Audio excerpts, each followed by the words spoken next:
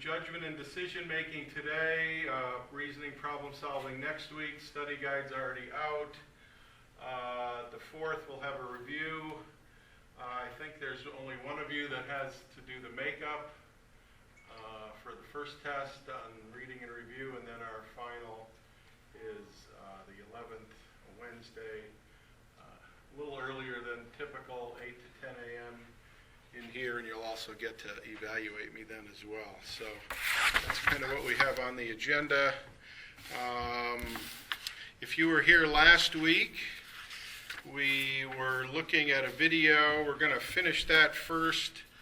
That does kind of relate to stuff we're going to talk about today. There is a part of the video that relates to moral decision making, which some of you may have turned in this week. I haven't looked at your weekly research things yet, but brain areas involved in moral decision making, and the video that we started last week and will finish this week relates to the frontal lobe.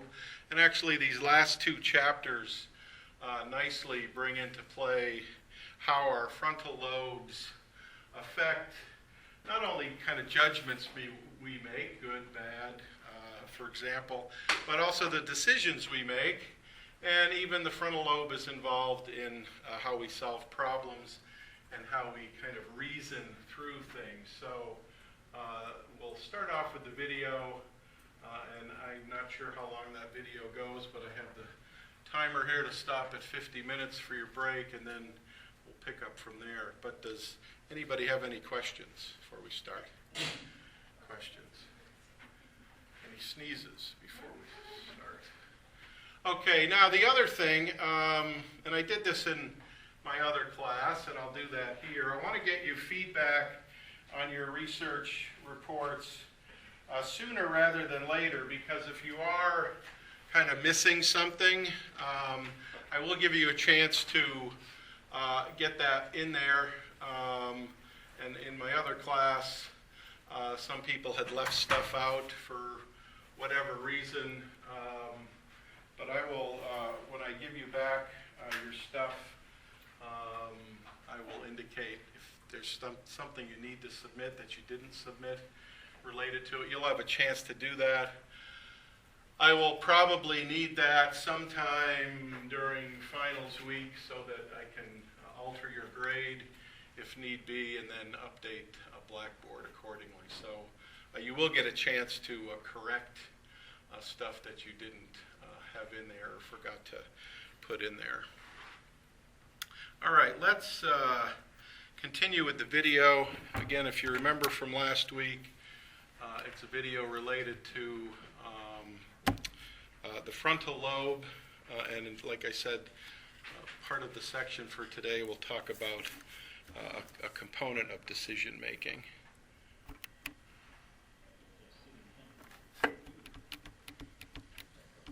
10-year-old Kevin is going to do the same test while lying in an MRI machine. Let me just back it up just a little bit so we get a little context. Okay, there we go.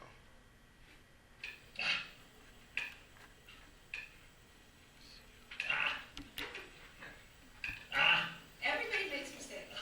I'm pressing everything. If it was a pinball machine, I'd have done fine. At least I got to do my test sitting comfortably at a computer.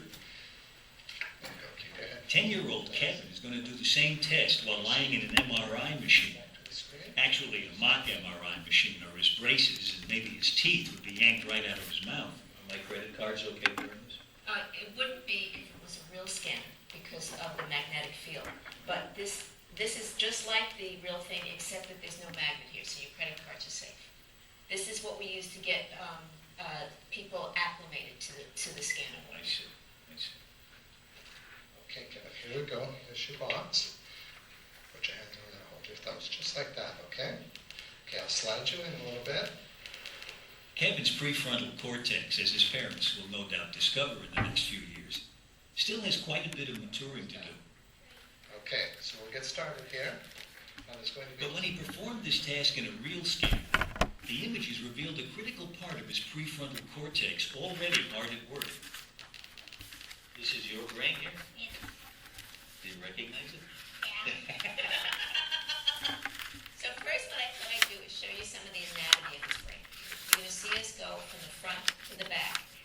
doing that, you'll see what it looks like at each of those levels.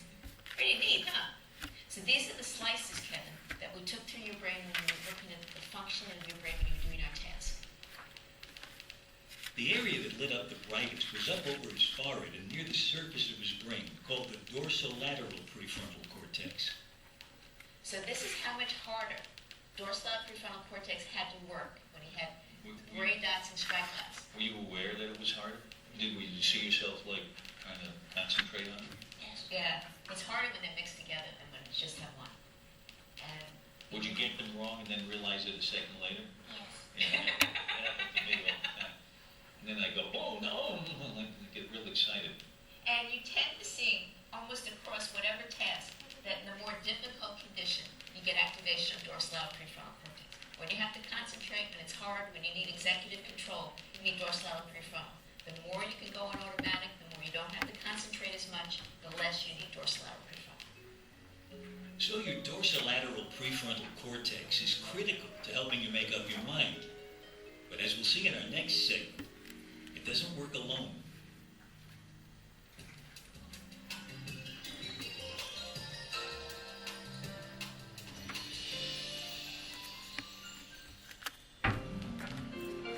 Our next stop, as my brain and I try to make up our mind, is the campus of Princeton University, where inside the Department of Psychology, another test of my prefrontal cortex awaits. All right, so name the color and ignore the word. Okay, name the color and ignore the word.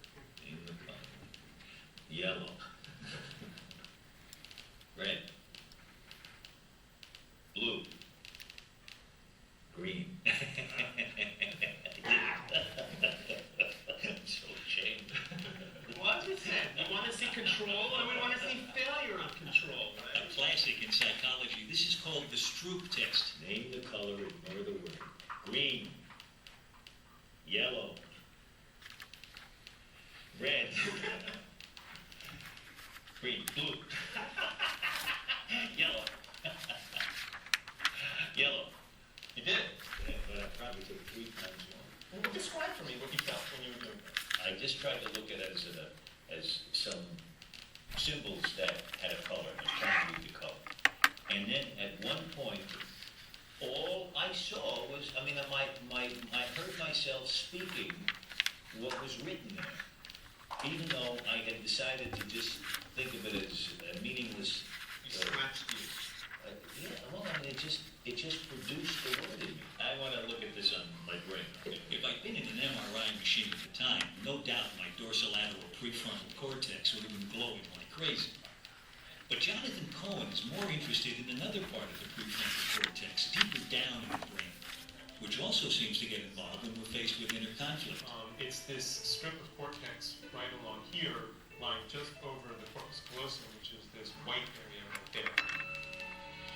This brain region is called the anterior cingulate, which Cohen believes is watching out for those times when it's hard to make up your mind, when you're struggling to say red while you're seeing the word green. The anterior cingulate then signals the prefrontal cortex to focus, focus, focus.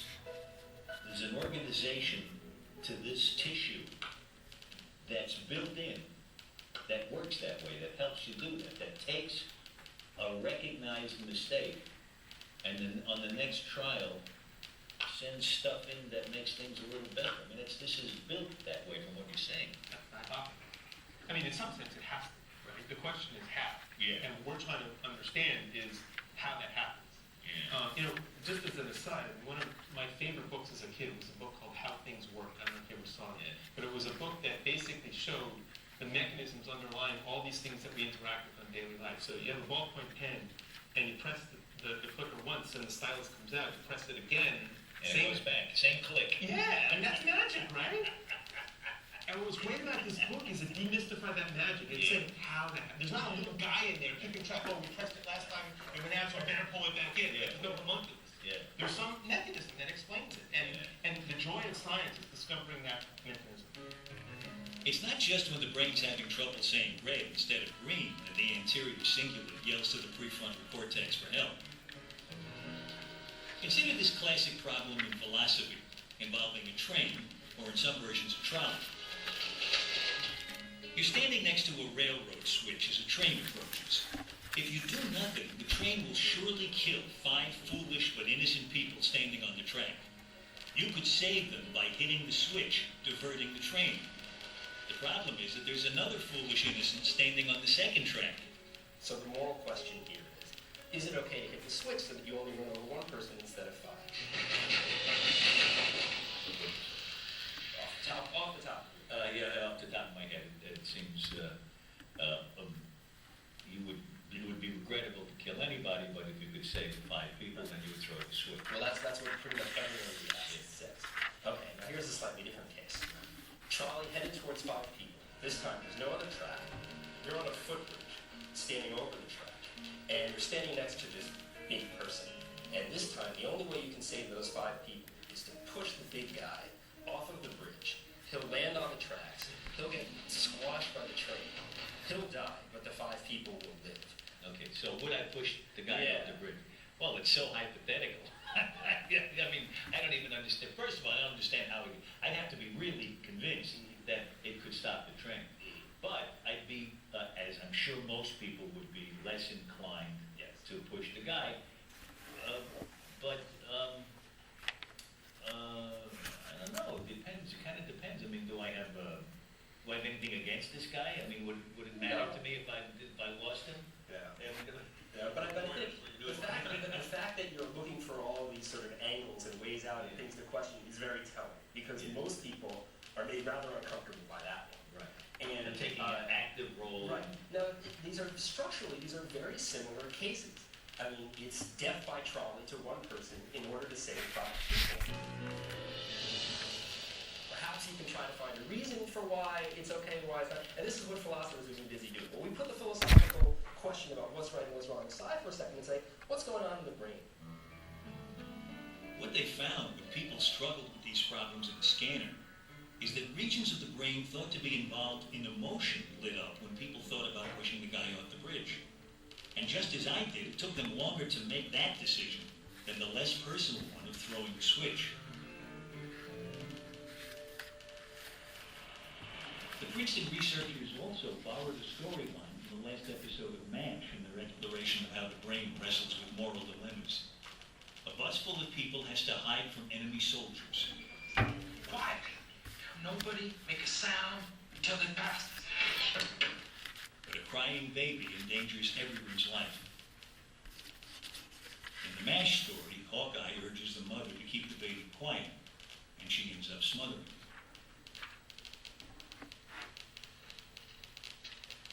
In the Princeton study, subjects were asked to decide if it's okay to smother the baby in a case like this. They were also asked about a second moral choice. Teenage mother gives birth in the locker room at school, and she just doesn't want to deal with it. Is it okay for her to just throw the baby in the dumpster? Almost everybody says no, that's not okay, and they say no very quickly. That's a personal case in the sense of how it has an up-close and personal interaction. It's the same kind of action, killing your own child, as in the MASH sort of case. But very different in terms of what's going on in people's heads. In both cases, according to our view, there's a pre-potent emotional response that says, no, don't do it. In the case with the teenage mother, because, at least according to our moral views, there are no strong countervailing rational considerations that would make that okay. You could probably come up with some that could modify the case a bit, but the thought is that the emotion occurs and it just wins because there's nothing to oppose it. Whereas in the MASH kind of case, you have that pre-potent emotional response, but then your reason kicks in and says, well, wait a second. If you don't do this, everybody could die, including the baby. And so there's this drawn-out conflict, and instead of people answering it in 2 seconds or 3 seconds, they take closer to 10 seconds to give their answer. Josh Green is now looking at the brain scans of people wrestling with the MASH kind of case to see if the anterior cingulate, which the Princeton group believes is monitoring the conflict, is working overtime, listening to all the different parts of the brain, both rational and emotional, clamoring for input before someone finally makes up their mind. How emotion and rationality compete in decision-making is also the subject of an experiment that I'm about to be suckered into, along apparently with some dozen Princeton students. Our subject today is going to be Alan Alden, who I'm sure you'll recognize. Slightly different from our run-of-the-mill Princeton undergraduate. The way it'll work is that each of you in turn will play one round of the game. You'll be brought into a room, sat in front of a computer terminal. You'll play the game with Alan, who will be downstairs in the scanner. Just Alan, if you just kind of shake people's hands, maybe you can just briefly introduce yourself and give your name. I'm Peter Bensitters, junior mechanical engineer. I'm Kathleen Miranda, I'm a chemical engineer. Now, all I know about the game so far is that I'll be asked to accept or reject various financial offers each of these fellow players will be making. I'm Rob Ward, senior economics major. It's me. You can collaborate with senior electrical engineer. I gotta watch out for the economics guy. Here, sir. I'll be having my brain scanned while each of the other players offers to split $10 with me. I can either accept or reject the offer. But if I turn it down, we both get nothing. If they give me a ridiculous offer, then I lose money because I don't accept their ridiculous offer? That's correct. If you reject the offer, neither of you get anything. This game is like life. So it's into the MRI machine I go. A real one this time. I'm given a button box to respond to the offers, which I can see projected on the mirror above my face. Alan, are you able to read the words "Welcome to the experiment" on the screen there? I hadn't expected a computer as a partner, but its offer seems what a reasonable machine would make, so okay, I'll take it.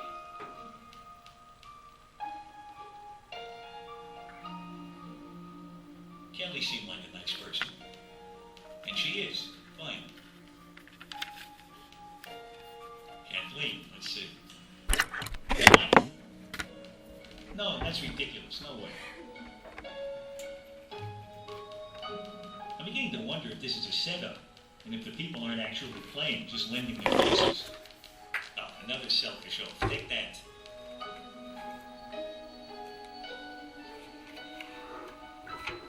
Claire. Yes. No.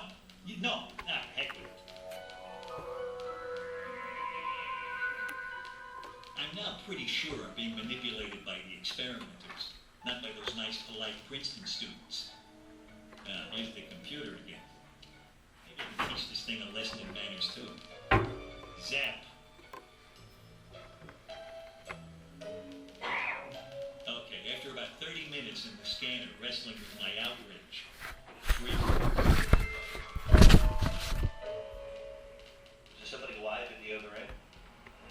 No. Not exactly. No. I mean, at one point they were alive and they took their picture. Yeah. Well, that Something occurred to me is somewhere in the middle of the first run, I think. Do you feel that affected the way you played the game? No, I played it as if they were real people. You actually rejected a couple of offers from the computer where it made it, validly unfair offers, but nevertheless, there's no, presumably, there's no. Well, the chances were better for me if I assumed I could move the computer around than if I just had an emotional reaction to it. Or a very dry response, which is just assume, hey, it's a computer, what do I care? I'll take the $2 and run. Right. And then there's no consequences down the road. Yeah, or whatever. yeah. And it was only a couple of bucks. I mean, I could. But we discussed that too. And at first we thought that maybe this is an inconsequential part of your salary, but then we realized this is PBS. That's So, right. maybe this is more than you're getting. I did very well today. They haven't paid you yet, This is part of the experiment, I think. Yeah, I'll take it. $48? I think I'm going to give it back to Princeton, huh? What did I make?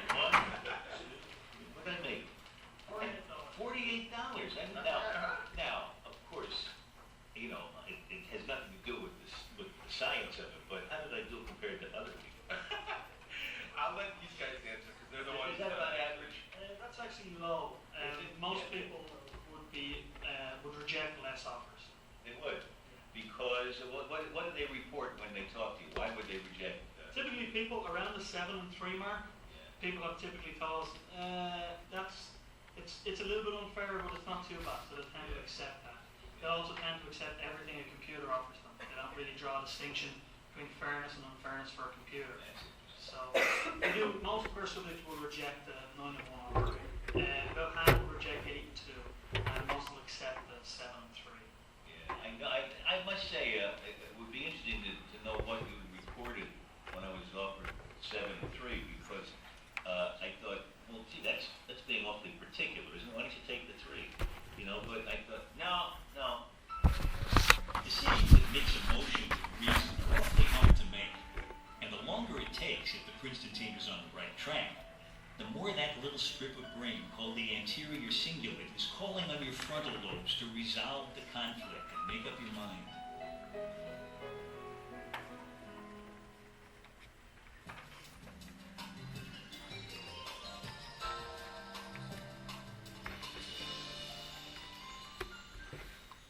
Hi, Michelle. Yeah. I'm Courtney, dietitian. So far, we focused on how the brain uses specialized regions to make up its mind. But now we're going to see how the brain can sometimes change its mind about what region does what. Michelle Geronimo has volunteered to be the subject of an extraordinary experiment. I'm here to lend a little moral support. In a few moments, Michelle is going to lose her sight. Is this real food? These are food models that we use for teaching purposes. That's a great relief. Because To me too. if that was the real food, I I don't know. I wouldn't wear a blindfold. Neuropsychologist Alvaro Pascual Leon makes sure Michelle won't peek by tucking a telltale snippet of photographic film into the blindfold. The lights work. Yeah. Darkness.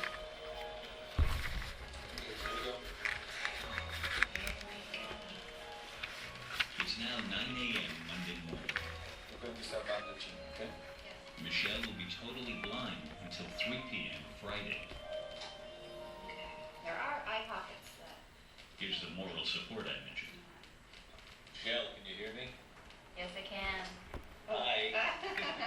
To get a sense of Michelle's next few days, I'm being blindfolded for the morning. Are you both ready to start walking with Yeah, the well, who's cane? this? Who's that, the cameraman? Yes, sir. Well, get out of the way. Opposite, forward foot, right. We're headed for the hospital's clinical research center. And at once, my awareness of the surroundings shifts from sight to my other senses. Sound and temperature. Yeah. In fact, the whole point of the experiment Michelle's about to go through is to see if this shift in sensory input has an impact on her brain, in particular on the sense of touch while she learns to read Braille. And T, it So feels it's like a thicker on the C. top. It's like a C with another dot. I'm having trouble even feeling the dots, let alone interpreting those letters. Well, eventually you just get the shape of it and it goes automatically into your brain as the letter. As things turned out, my mother and I were able to leave Cuba together in 1962.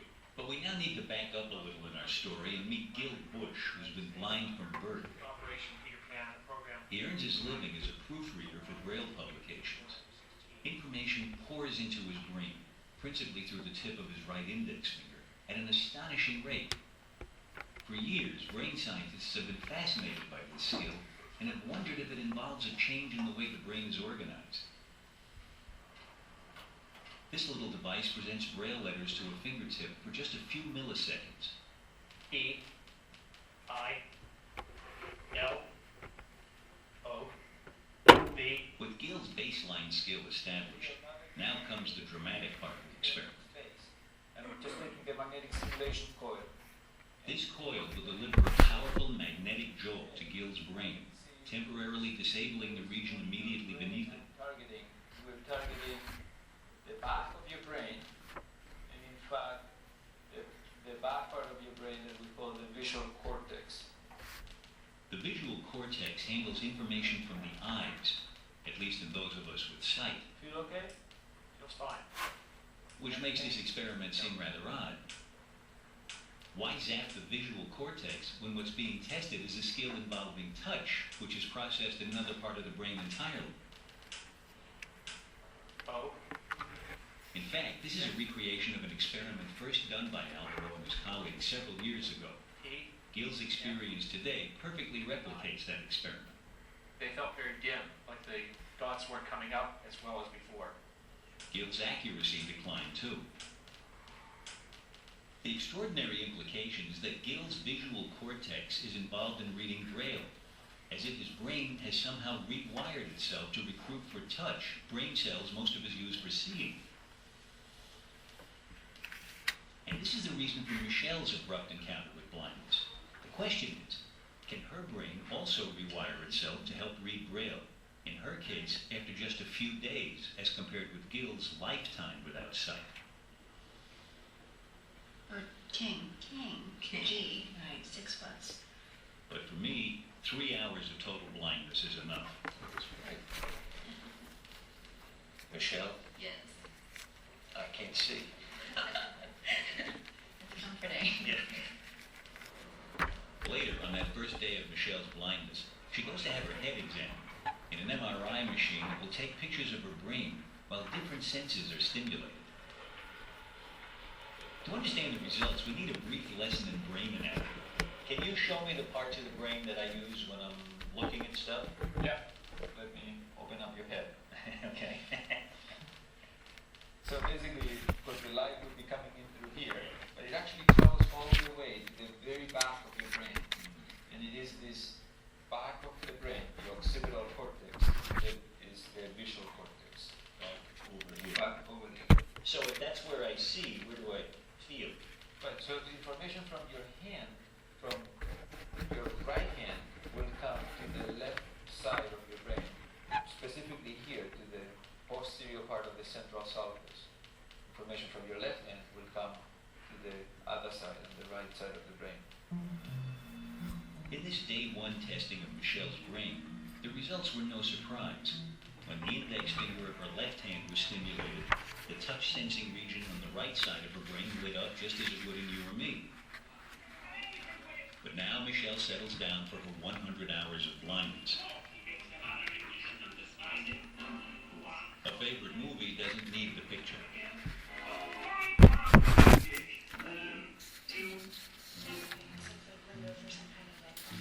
There are walks around the hospital corridors. Activities to exercise your sense of touch. Happy Valentine's Day. And practice reading Braille. Hours and hours of practice reading Braille. Until finally, it's Friday. 12:39 p.m., which means I have about 2 hours and 39, did they say 21 minutes left?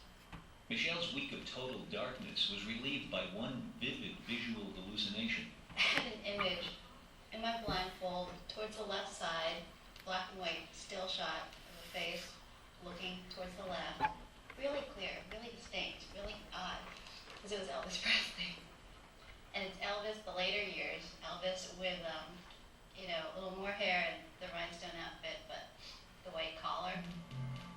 In these last few hours of blindness, Michelle returns to the MRI scan. This time, her brain looks very different. Instead of her touch sensing region lighting up, now her visual cortex is activated. It's as if finding itself with nothing better to do, the visual cortex has stepped in to help with a task it's more skilled at than is the touch region, making sense of symbols. Ready to start? Yeah. This possibility is strengthened when Michelle is tested as Gil was to see if disrupting her visual cortex impairs her ability to read Braille. Her Braille test is a little easier than Gil's, to identify whether pairs of letters are the same or different. Same. Now Michelle's visual cortex gets 10 minutes under the magnetic coil.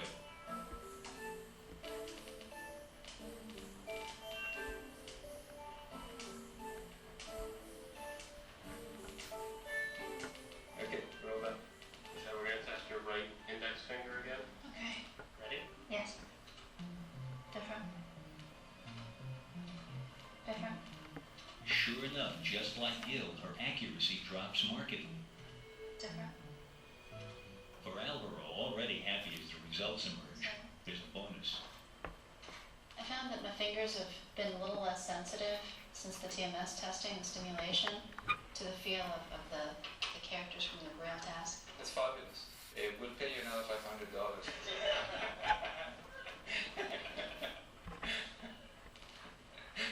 That is actually exactly what we're looking for. We were wondering whether there would be some function related to touch that would be taken over by the visual cortex over the time that you've been blindfolded. And the fact that your fingers feel less sensitive now would suggest that that actually has been the case. Wow. this is good. Alvaro has reason to be excited. Michelle's experience is dramatic confirmation of his hypothesis that the brain can reorganize itself in just a few days, let alone a lifetime. I would say that the brain is like market economy. There is demand for a certain thing, we activate whatever it needs to cover that demand. There is no demand for it, then we use it for something else. It's literally like any good shopkeeper would do. You adjust whatever you offer to people passing by virtue of what they're going to need. I feel like this blindfold has become part of my face. And, ow. Are you ready? You want to keep your eyes closed. Jeez. Ooh. Thank you. Sure. Hi. When the blindfold first came off, I was a bit disoriented and a bit unbalanced. I'd been dependent upon hearing to orient myself. And then all of a sudden when the vision came back, I was thrown off guard and had to take things in a new way now. So. But now I'm all right. So we'll ask you to put a blindfold on again, just for the Just a test. little bit. Just for the Okay. Having her vision restored has in fact had an even more profound effect than Michelle realizes. When her visual cortex is zapped the next morning, her ability to read Braille is unaffected. After just a few hours of working at its usual job, her vision center has apparently found it's much too busy to any longer help out with touch. Same. Michelle's 5 days of blindness has provided astonishing confirmation of the malleability of the human brain. Different.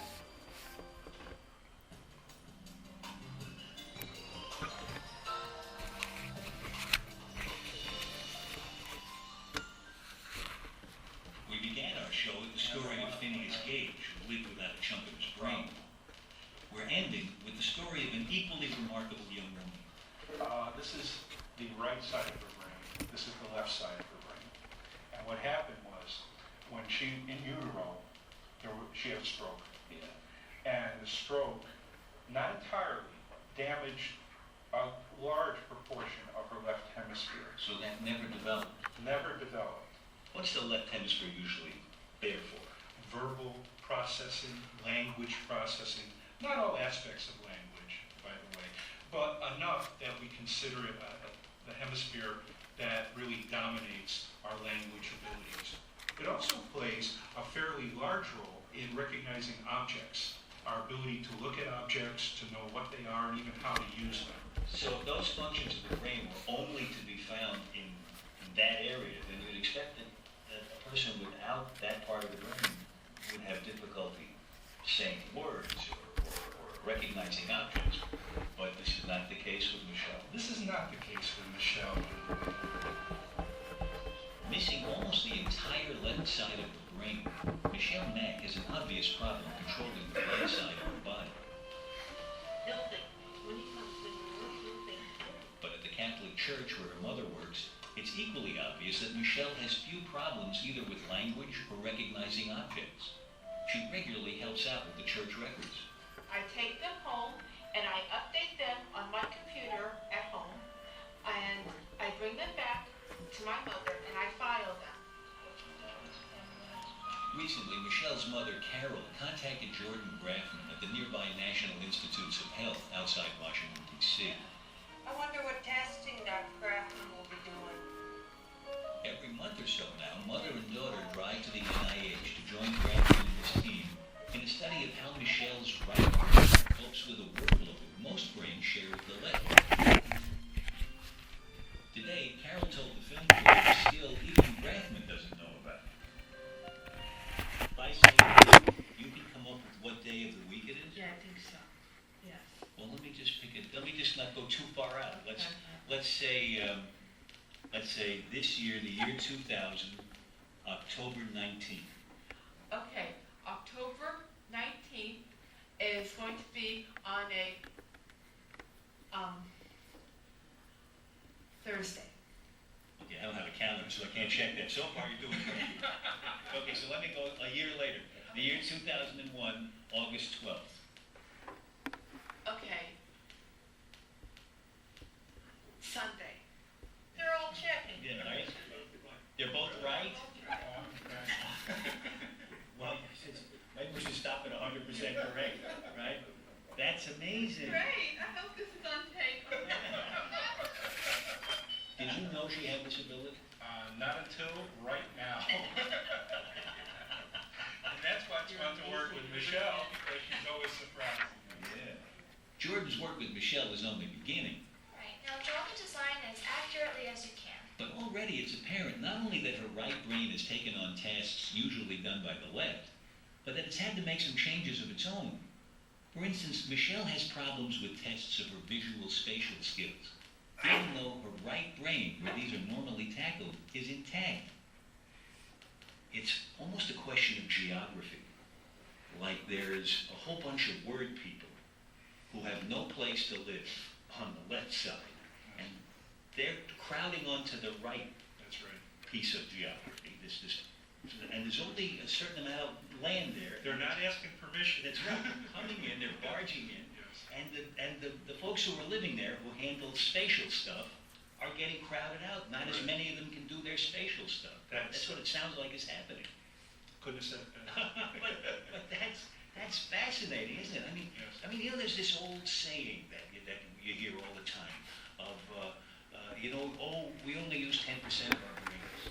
But then it sounds like we're all using every bit we've got. Every bit we've got, we're trying to stake more out if we could. Right, and it's almost as if there are parts of our brains competing Exactly. for a place to work. Exactly. As you learn new things, there's always somewhat of a cost. There's a finite amount of space and a finite amount of tissue. And you can enrich that tissue, but you're also going to compete with adjacent territory as you learn new skills and have new abilities. And you use the whole brain, and the whole brain is a competitive organ. Each piece of that brain is competing with its neighbors to get more territory, to have more action, and it's happening now in you, and it's happening in Michelle as she takes the tests and develops throughout her life.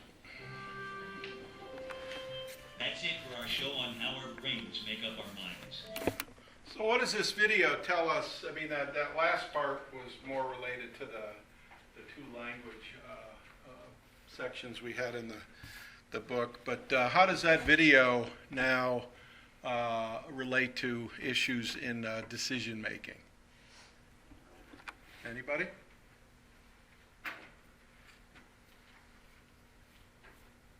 The emotion and rational piece I found interesting. Okay. How so? Well, with the example about the teenage mother Okay. describing her child, where when there was the MASH episode, where the greater good or the survival of the more, it involved much more thought. Okay. And negative reaction times. And so I thought that was a good example. Okay. Of that kind of gut reaction. Okay. Okay. So when we make decisions, obviously our frontal lobe is going to be involved, and this is going to have relevance next week too when we talk about problem solving. But how might the type of decision or the type of problem affect what part of the brain we're going to use? Or how might the frontal lobe now be differentially involved in problem solving or decision making? I mean, Beth kind of hinted at it a little bit. Anybody? You can think of a recent decision you made. How did you make that decision? What was involved in making that decision? And how did you arrive at for you, a suitable conclusion? Think of a recent decision you made. Anyone? No decisions? Try this task, and we'll see.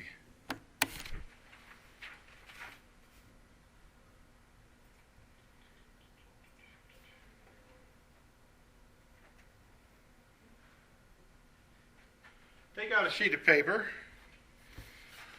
and where 1 is the least likely to happen, 7 is the most likely to happen, write down what you think your responses would be.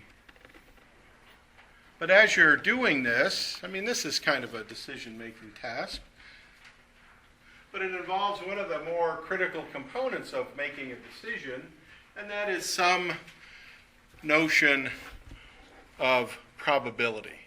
You know, what's the likelihood of an event happening to you, and now how do you come up with responses for that? So start with A and just letter on your paper A through G, and then next to that the numbers 2, 4, 6, 1 through 7.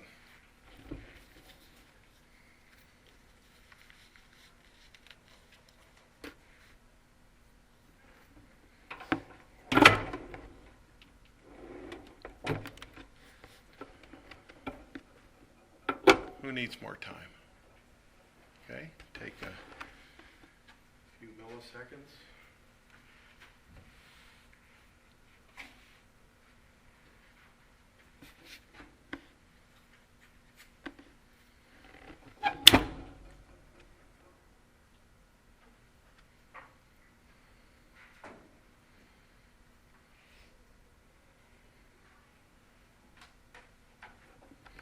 Who needs more time? Okay, let's see how you do as a class. I'm not concerned individually, but as a class. Okay, for A, who had 6? Raise your hand. Okay, terrible. And I'll show you why in a minute. For B, who had 3? Okay. C, who had 1? Okay, a little better, a little better. D, who had 7? Okay, much better, much better. You're starting to get, hopefully, the hint of this. E, who had 5? Okay. F, who had 2? Okay. G, who had 4? Okay.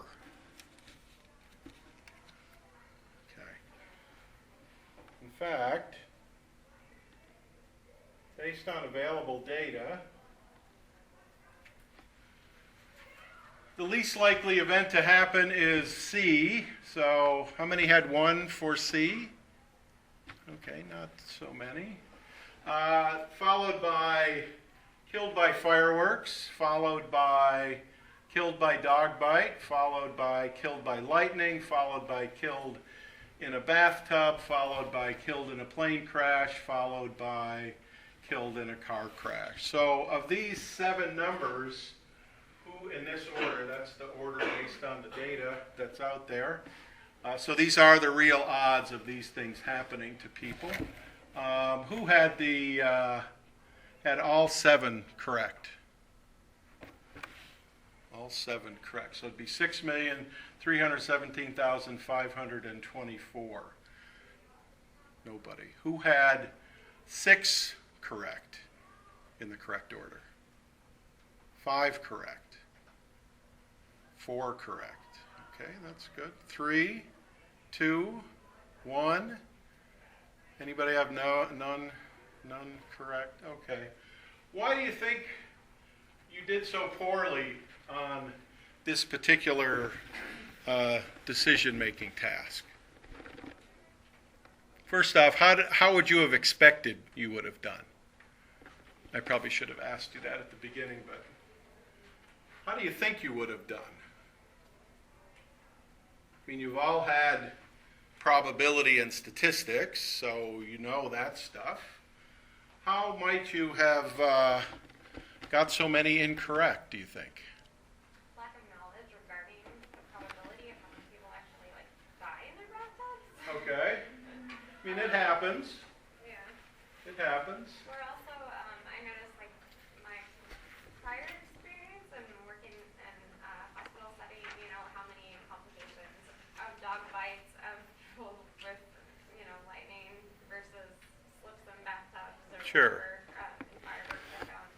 It was easier to go to 7 because there was had much more knowledge about that versus the other things. Well, in the jet I know that's a ridiculous thing, so. Anyone else? That's good. That's good. Anyone else? I think the word killed, Okay. I interpreted that like in the bathtub. I imagined someone like, serial killing me in the bathtub. So That's very odd, Kate. I But mean, it's kind of odd. we'll go with it anyway. That totally makes sense. But it speaks to the lack of flexibility that comes with the word. Like if I would Okay. have thought about the example of slipping in the bathtub, where I rated killed in a bathtub would have changed. It probably would have been closer to 5. Okay.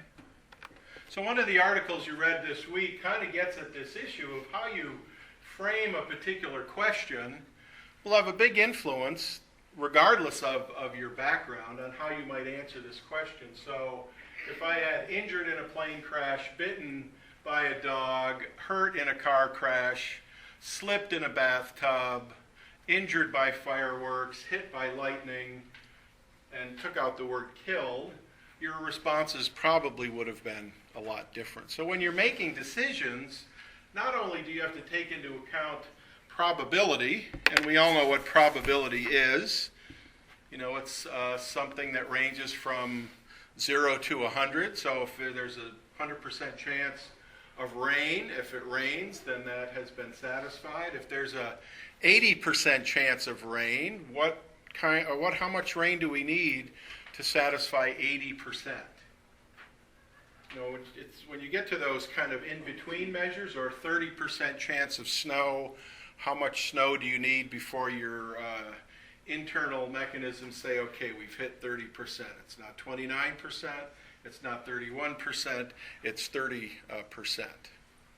So how we frame a question has a lot to do with how we would make a particular decision.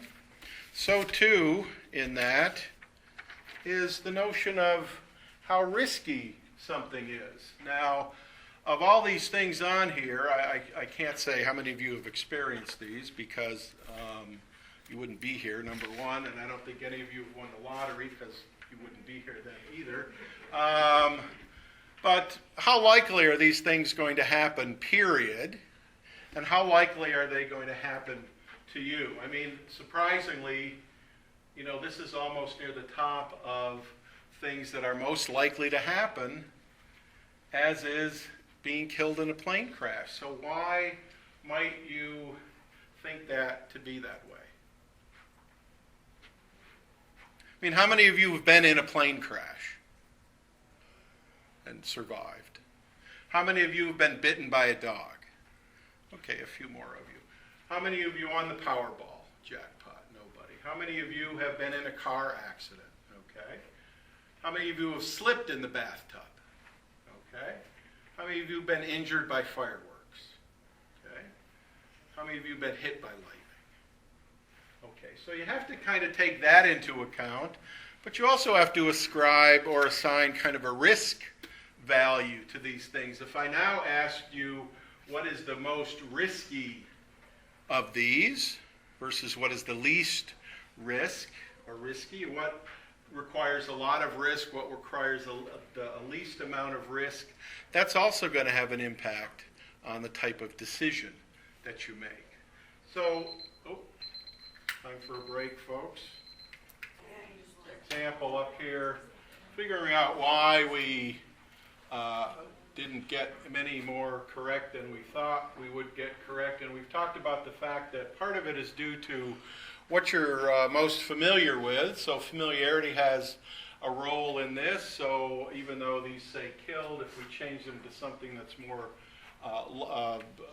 logical, like being bitten by a dog rather than killed by a dog, that familiarity might have some role to play in how you come up with the ranking that you do. But also related to this, also related to making decisions, is figuring out some aspect of not only whether you have some control over that decision, or if the decision's made for you, but also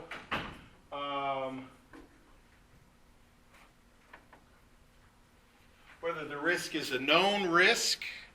So again, familiarity has a role to play here, or it's kind of an unknown risk. So here we have some situations in this relatively simplistic 2x2 table. So we have controllable risks, things you have some control over, uncontrollable risks, things you have no control over, known risks and unknown risks. And now we can see or start to put certain kinds of decisions and decision making into these particular quadrants of this relatively quick and dirty 2x2 table. So we can go from something that's less risky and less frightening, like marijuana or aspirin or sunbathing, all the way to more risky and more frightening, smoking, heroin, crime, or having open heart surgery.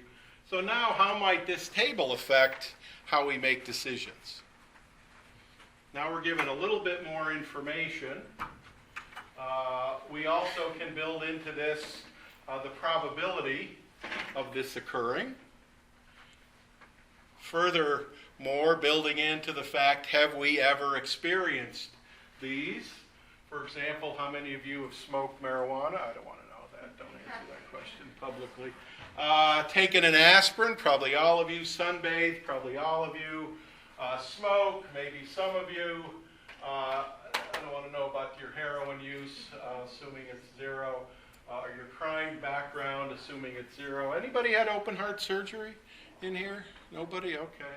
So, again, you can look at decision making from a number of different factors.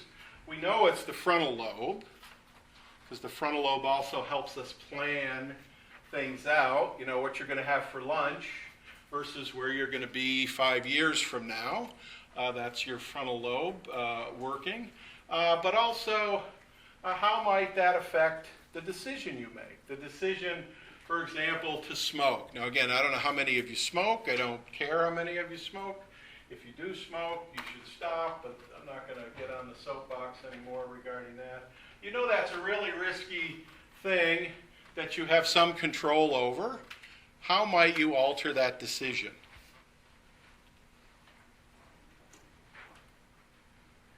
Because one thing that's kind of interesting about decision making is even when you know a lot of information, you still make really bad decisions.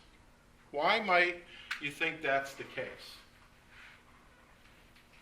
Where you know a lot of stuff, you know that smoking's bad, you know all the statistics, you've seen all the gruesome pictures of what happens while you smoke or after you smoke or during smoking. Why would you still decide to smoke? What does that tell us about decision making? Perhaps that it can be short-sighted at times. You know about the future, but we're not really thinking about it or can place ourselves in the future. Okay, so we're more concerned about the present, not necessarily concerned about the future. What else might have an effect? Yes, sir.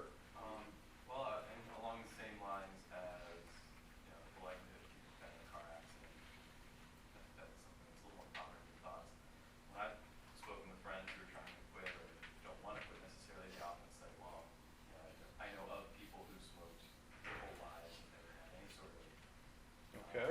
Negative impact from it, so they tend to pick on those outliers versus looking at, the overwhelming evidence that's clearly pushed into their heads with smoking's more recreational. Okay, so we may pick one specific example and then make a decision on that.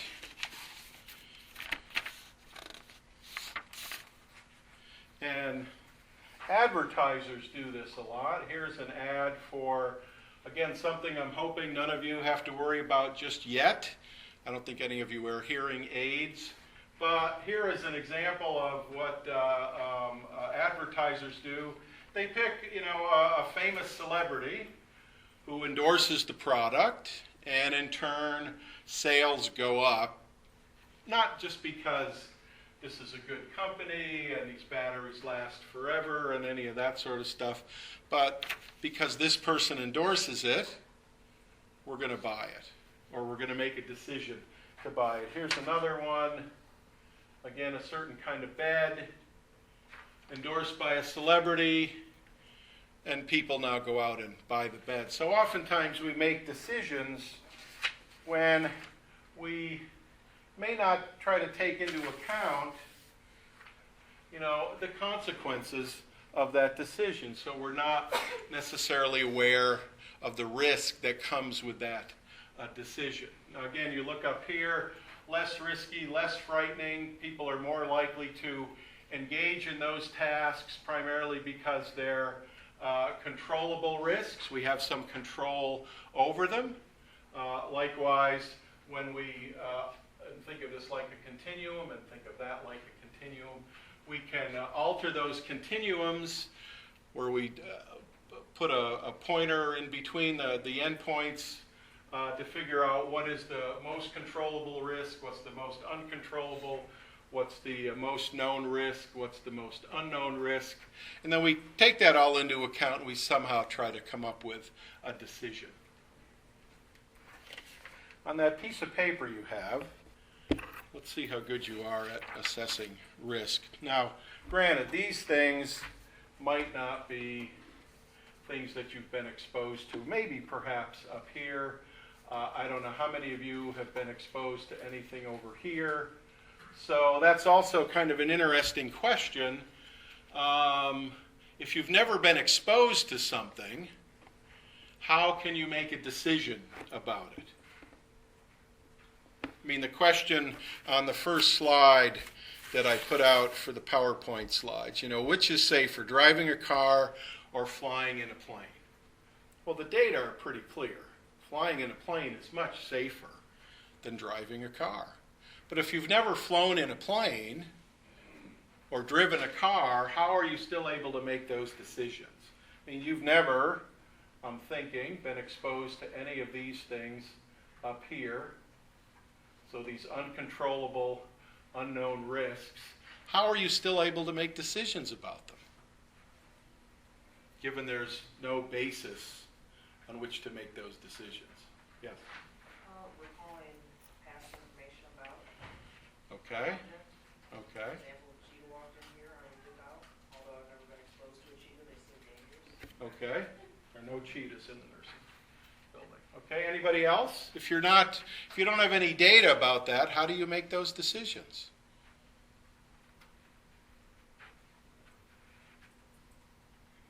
Think of the probability issue. We have to assign some probability. What's the probability of a terrorist attack? What's the probability of nerve gas being dropped on Grand Forks? We calculate those probabilities. We're thinking they're pretty low, although there might be things around here that could increase those events from happening or increase those events of happening. We have an Air Force base, we're near the border. Those things might increase these kinds of events. So we're trying to calculate these things internally, and then at some point we have to make a decision, usually a very fast decision. If it's a life-threatening kind of decision, do we turn left, do we turn right, do I step on the brakes, do I step on the gas? How do we make those decisions? Well, oftentimes, as we've mentioned, it involves calculating internally some type of risk statistic. Some of those are not risky at all. Some of those are very risky.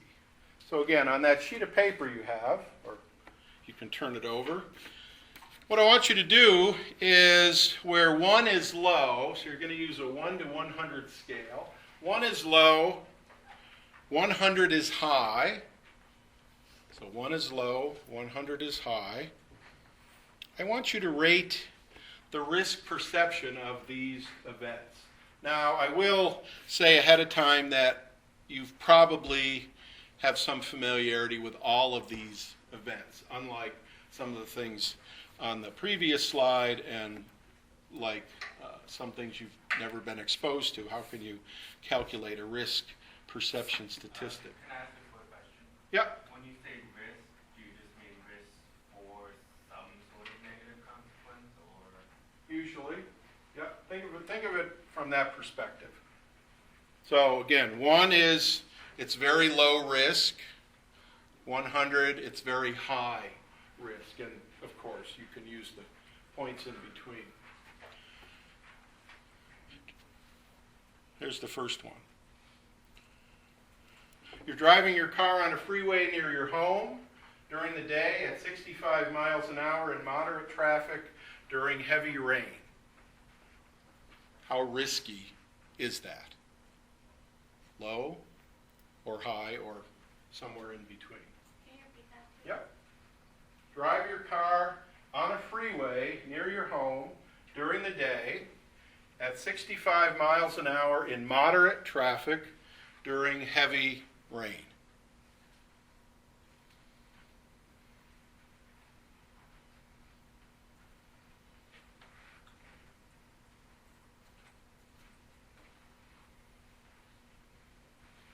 Question 2.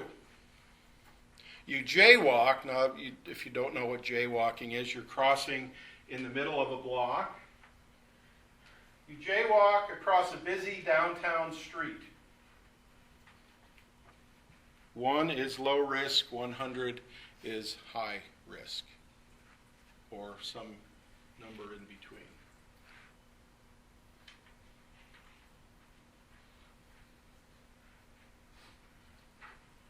Question 3, back to the driving. Driving your car on a freeway near your home at night at 65 miles an hour in moderate traffic. 1 is low risk, 100 is high risk.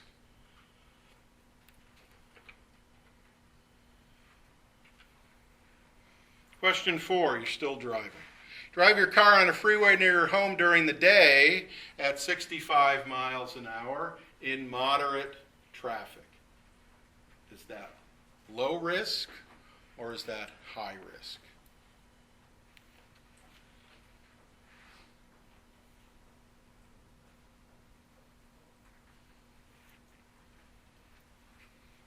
Question 5. No more driving. You climb a 10-foot ladder to replace an outside light bulb. 1 is low risk, 100 is high risk.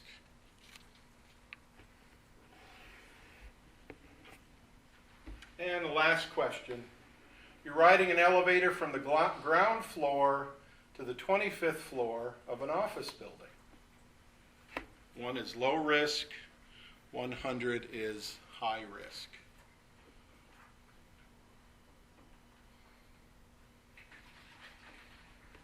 Okay, so you should have 6 numbers, and across all of you, for your first question, what numbers did you have? First one I asked you. You can call them out. 10? 50? 35? 85? Do I hear 86? 86. For your first question, who had, of all the 6 percentages or numbers, for that first one, for how many of you was that the highest number? Okay. For the second question, now think of the numbers you put. Who had that as your second highest number? Okay.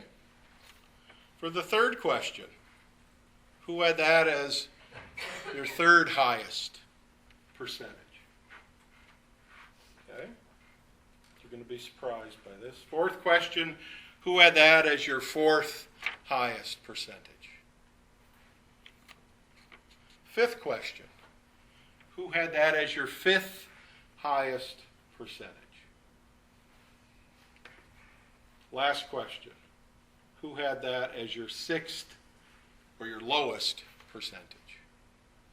Okay. Well, the questions I gave you come from a risk perception scale. And the ones in green are the ones I asked you. And they start at the highest, so driving your car on a freeway near your home, driving during the day at 65, in moderate traffic during heavy rain.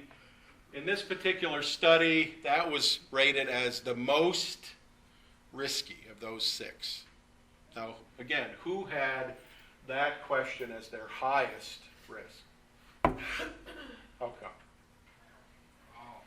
Well, because driving itself is already a risky behavior that you know is a risky behavior. Okay. With the rain, what's the word again? All right. Sure. Yeah, so with high speed, you're not supposed to drive at high speed, and highways generally have higher speeds. Okay. Who else had it as their highest or most riskiest? Well, I think from rain doesn't. Were you the 85? Yeah. Oh, Rain okay. doesn't happen very often, so people don't realize that you have to slow down and that visibility is not at its peak point when it's raining. Okay. So a lot of accidents happen. So you're very cautious. Yeah. Okay. Who had it as below 50? Below 40? Below 30? Tess, you're like... Well, my reasoning is that I'm from North Dakota and rain isn't, I compare it to snow. So if it's a blizzard, that's what I would rank high, but driving in rain is... Rain is no problem, okay. Who else had it as their highest? And what was your decision-making processing on that?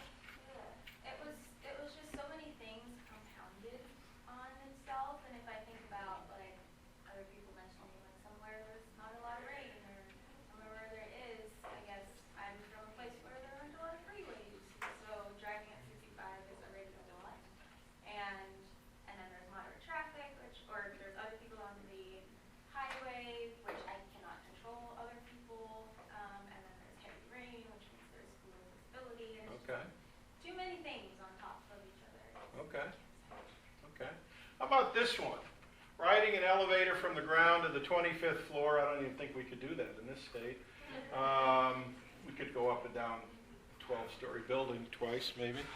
Ride an elevator from the ground floor to the 25th floor of an office building. Who had that as their highest risk? Hopefully nobody, unless you're claustrophobic, which is a different lecture. Who had it as their lowest? And what was your score?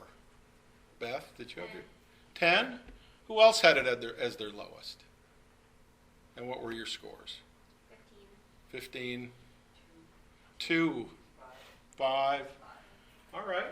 So kind of like that previous demonstration, I gave them to you in a specific order. You should have ranked them, at least if we buy this data, the most risky all the way down to the least risky. Now, of those 6, who had them following this particular order, meaning that your numbers are bigger at the top, gradually getting smaller until the bottom? Who had that in that exact order? One person. Okay, what does that now tell us about how we make decisions? We can go back to this one. Not everybody had that order correct based on the real data. If we go to this example, one person had order based on these kind of normative data across a variety of different subjects. How might this, or what does this tell us about how we make decisions? Even if we know some previous information here, we don't really,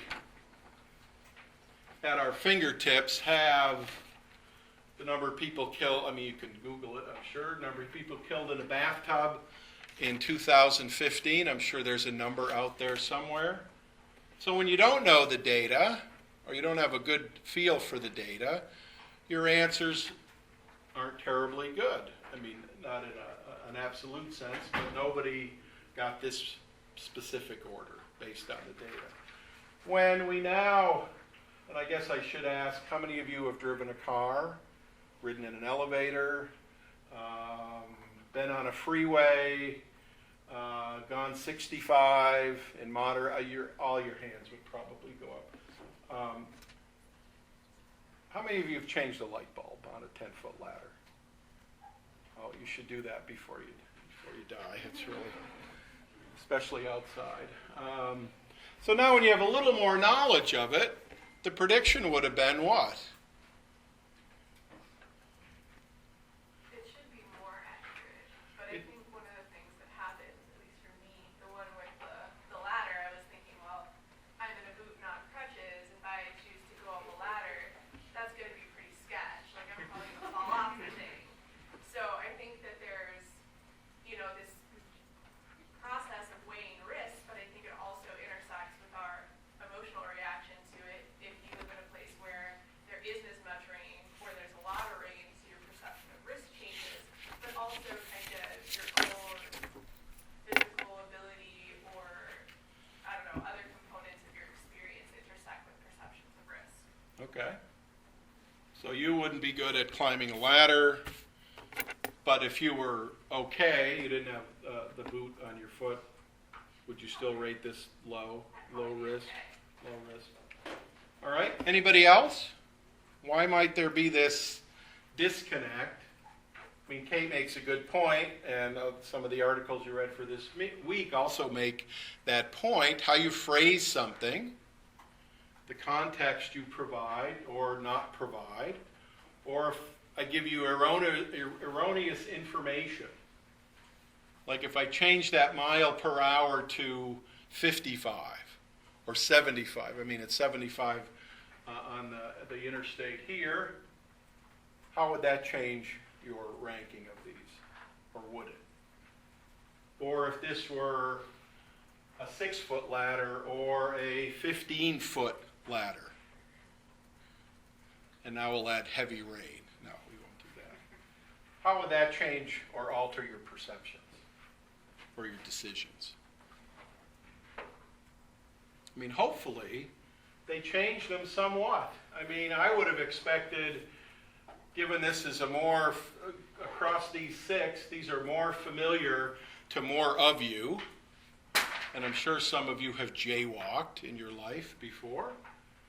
These are more familiar to you. Familiarity should result in better performance, but although we didn't tally this up across the two, the performances across all of you were still relatively low. So what does that tell us about decision making or risky decision making? Anybody?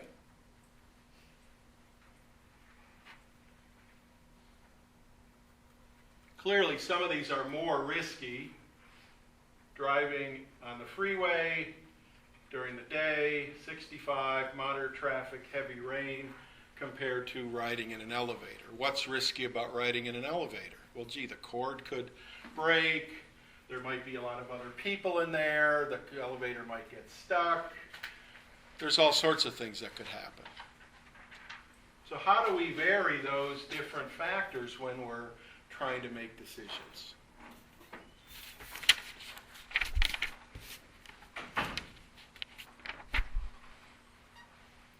Well, we try to calculate internally some type of probability.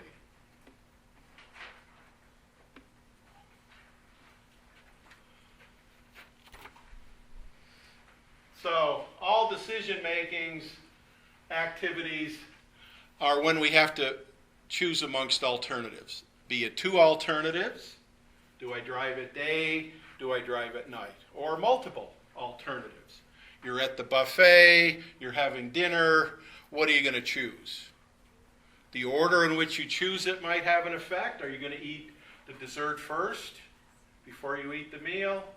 So all these activities that take place in choosing amongst alternatives, at least 2 or more. All decisions, even relatively easy ones, have some uncertainty with them. What's the probability that you're going to fall while changing a light bulb on a 10-foot ladder outside? Do you calculate that probability before you do it? Or do you just kind of blindly go through and say, I hope I don't slip, I hope my shoes are tied, I hope I don't fall off the ladder, I hope the wind doesn't blow me off the ladder. I mean, there's a million, literally, things that could happen. So all of our decisions have some element of uncertainty. Can you think of a decision that has no element of uncertainty? Again, think of a recent decision you made. What was the uncertainty level that came with it, or that you calculated it? I mean, how many of you made a recent decision that was really, you were very uncertain about it? Or that you weren't uncertain at all? You knew exactly what you were going to do. You didn't think of the consequences, plan A, plan B, plan C. I think in most cases, there's some level of uncertainty that varies as a function of not only what the decision is, but how far into you are of making that decision. And some of the readings for today talked about things like you're going to a movie, you're halfway through the movie, you realize you don't like the movie, do you get up and leave at that point, or do you stick it out and stay through the rest of the movie? So there's kind of a temporal issue in decision making. How far are you into making a specific decision? In all cases, we have to rely on some measure of probability. What's the likelihood, what's the probability of this event occurring? Driving on the freeway, 65 miles an hour, moderate traffic, heavy rain, what's the probability of an accident occurring? Now, an accident that you cause, an accident that somebody else causes. So all of these things kind of piggyback on each other regarding how do we eventually make these kinds of decisions. Well, in the decision-making literature, we assume that when we make decisions, we're making the best possible decision given the situation. Unfortunately, many so-called cognitive illusions occur when we're making decisions in people who are very intelligent and in people who are not so intelligent. It really doesn't matter. I mean, intelligence is really not a good predictor of decision making, because really intelligent people make really bad decisions, and really unintelligent people can sometimes make very good decisions. So IQ really has nothing to do with this. What other factors, other than IQ, which is, a pretty powerful variable, but what other factors might influence your ability or inability to confront these cognitive illusions?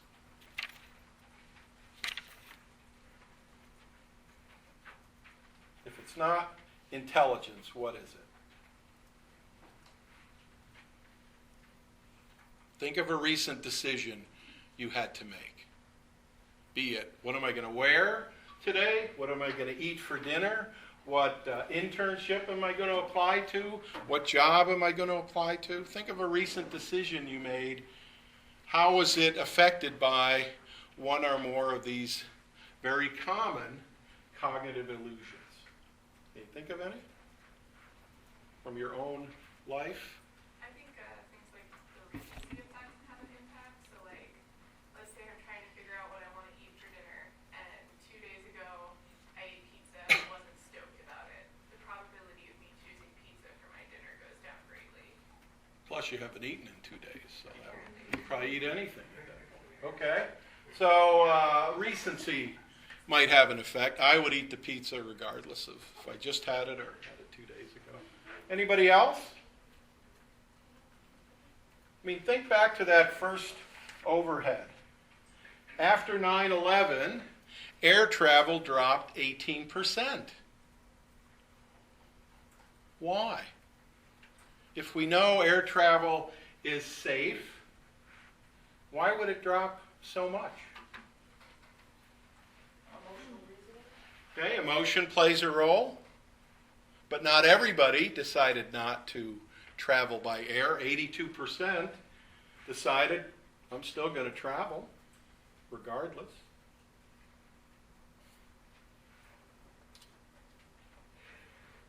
Anybody else, a recent decision you made that may have been affected by some of these cognitive illusions? And not necessarily intelligence? Because we often think, oh, that person made a bad decision, they must not be very intelligent. But again, intelligence really doesn't drive a lot of our decision making. What did we see in the video, or what do we know about the frontal lobe that often gets in the way of making decisions?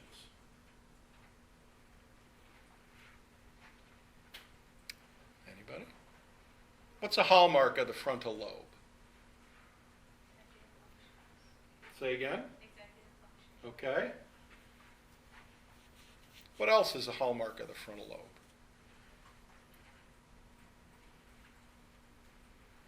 Well, acting impulsively. Even though you think through the options, you still act impulsively. So now, what other cognitive illusions may prevent you from making good decisions? Can you think of any?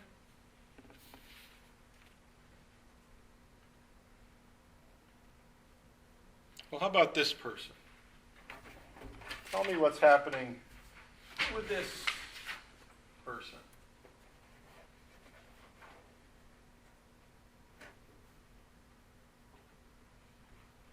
So one day a ranger for the Yellowstone National Park Service joined a crowd of people, cars, trucks, and motorhomes that had congregated to watch a bear. Pretty common activity. One woman and her little boy stood out in the crowd. She was smearing something unidentifiable all over the boy's face. The ranger asked the woman what she was doing. Putting honey on him, of course. Not just putting honey on him, putting honey on him, of course. Stunned, he asked the obvious question, why? Well, I want to take a picture of the bear licking it off his face. Okay? Fortunately for the child, but perhaps unfortunately from an evolutionary standpoint, the ranger prevented the child from approaching the bear. To this day, he has nightmares about it. This event just goes to show you why some animals feel compelled to eat their young in the wild. What's wrong with this decision? Say again? Decision of the mother. I mean, this seems to make sense logically. We'll put this substance on the boy's face. The bear will come over. It'll smell this substance. It'll lick it off the boy's face. I'll get the picture. Back the bear goes into the woods. Yeah, but national parks have wild animals, so they kill people all the time, especially people covered in honey, especially little boys covered in honey. Something wrong there. But what would make somebody make this kind of decision? Yes? Well, this is sort of similar to what we're talking about. My friend and I were working in Yellowstone one year, and there was a lot of cats that came from like other countries that didn't speak English very well. So they were buying bear spray, thinking it was like bug spray, and they were like spraying on like their people to like make sure that they wouldn't get attacked by bears. Mm-hmm. What it would do is just burn the person's skin. Okay. So trying to keep them safe without thinking it through or having some kind of error in being able to detect what's going on is another example. Surely this lady knew that what she did was wrong, but why would she still go ahead and do that? She was excited about the picture. She wanted to get the picture. Legendary. She's never going to get it anywhere else. She was not empathizing with the potential trauma of her young child. Okay. Or she actually wanted to kill her kid and make it look like an asshole. Okay, that's taking it a little far, but we can go with that one. Really like our vibe to how we're interpreting the situation. I'm never going to Yellowstone. How about this one? A mobile home in Little Rock was destroyed when a resident used a cigarette lighter to peer inside a gas can. Have any of you ever done this before? No. Maybe a gas can you just bought because there's no gas in it. To peer inside, it's the same old story. He was trying to determine whether there was water in the gas when he discovered that it contained what he guessed gas. Flammable fumes caught fire. You can see the result. Why, again, would people make this kind of decision? Logically, it makes sense. Here's a light source, but it's also a heat source. Probably not a good idea. But why do people, presumably intelligent people, although that really doesn't matter much here, why do they still make these kinds of decisions? What is blocking their decision-making ability? Well, again, it's these very common cognitive illusions. Cognitive illusions, and there are many of them, you've all probably experienced at least one or more of them, sometimes unconsciously. That's one explanation for them. Sometimes you just simply made a very bad decision, knowing full well that it was a bad decision. You had a lot of data to support that it would be a bad decision, but you did it anyway. So cognitive illusions are errors of cognition that come about for understandable and justifiable reasons. If I put this sugary substance on my child's face, it will attract a bear or all sorts of things. Or if I light my lighter and put it into the mouth of the gas tank or gas can, it will illuminate that area and do other things.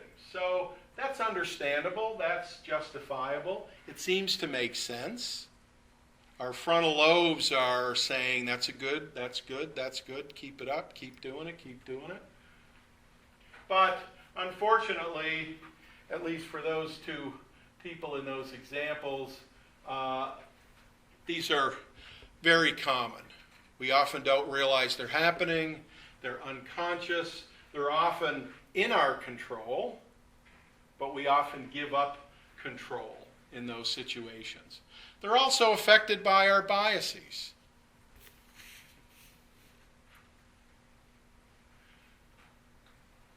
And our biases are very common.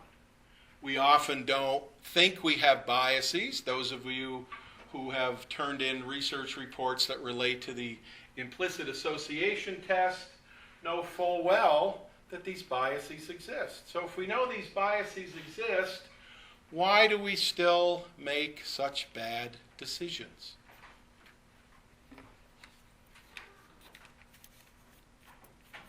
I mean, if you know you're going to make a bad decision, why do you go ahead and make the decision if you know it's going to be bad?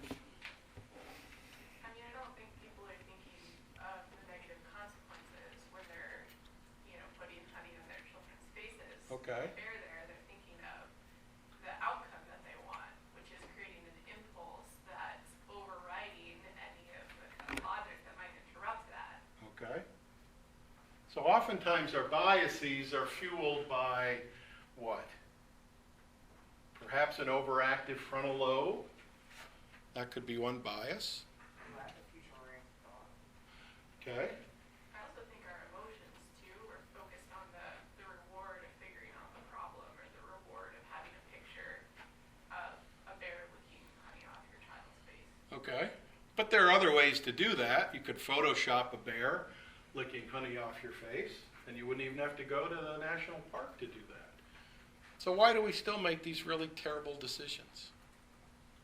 And if these are unconscious, out of our control, what does that tell us about decision making in general?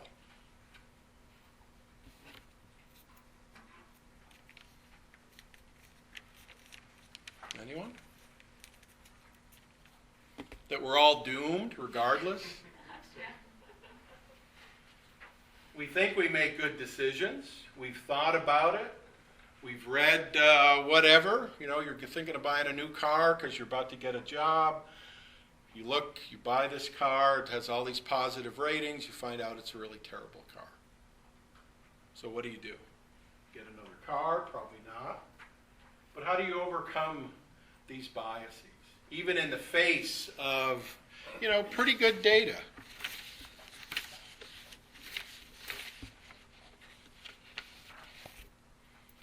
I mean, here's some interesting data. This is a study looking at racial profiling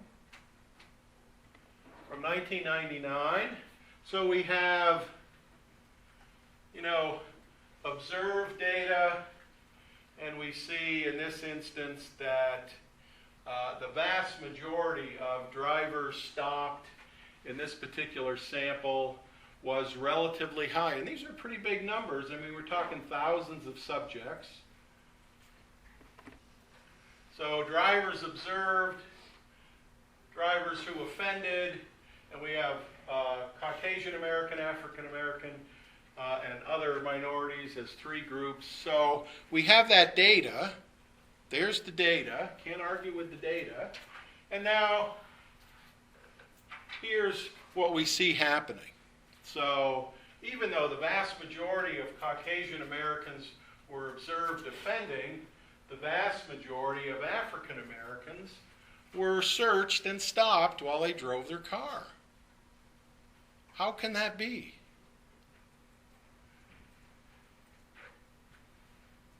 I mean, some people say there's no such thing as racial profiling. I would argue with this data, and it's really not that much data, given how many people drive and how many people get stopped while they're driving. I mean, this is pretty compelling kind of data. This is the most compelling, obviously, but even over here, the rates of other minorities being observed offending is, low, 4%, but it nearly doubles when we look at now the data of whose cars are searched out of this relatively small sample of 823 people. What does this tell us about decision making?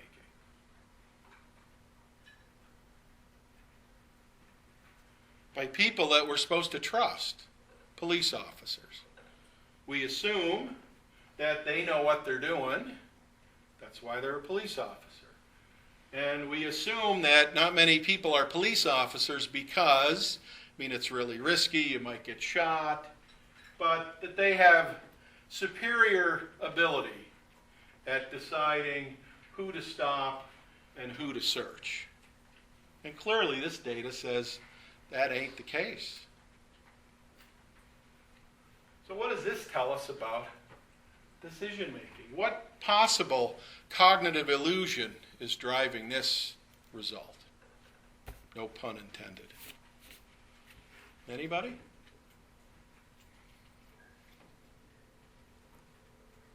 assessment of risk level based on the visual. Okay, so they may search more cars here, more people here because of this perhaps correct but probably incorrect level of risk perception. What else is, you think, driving this? Why is there such a kind of flip-flop? I think it has to do with, it says heuristic at the top, so it has to do with this, like your brain wanting to make shortcuts to take the load of decision making off of you. Okay. And getting into this error based on stereotypes. Okay. Rather than taking a moment to be able to check kind of evidence that suggests that stereotype is likely false. So how do you combat this? The police officer has a computer in his car or her car. They could easily type in, what is it called? Racial profiling. And they could read what racial profiling is and say, gee, I really got to be careful here because here's what the data say, here's the real world, here's my own little mixed up reality of the world. Can you think of another example of where this might happen? Where our biases creep in and radically impact the decision we make. If this is you, you would feel terrible. Maybe you committed an offense, you're speeding or whatever, so it's justifiable, but more times it's not justifiable. Yep. Specifically with regard to racial biases? Sure. Oh, well, I had one that's unrelated to it. That's fine too. So specifically with, here in town, when the shooting at Walmart took place, they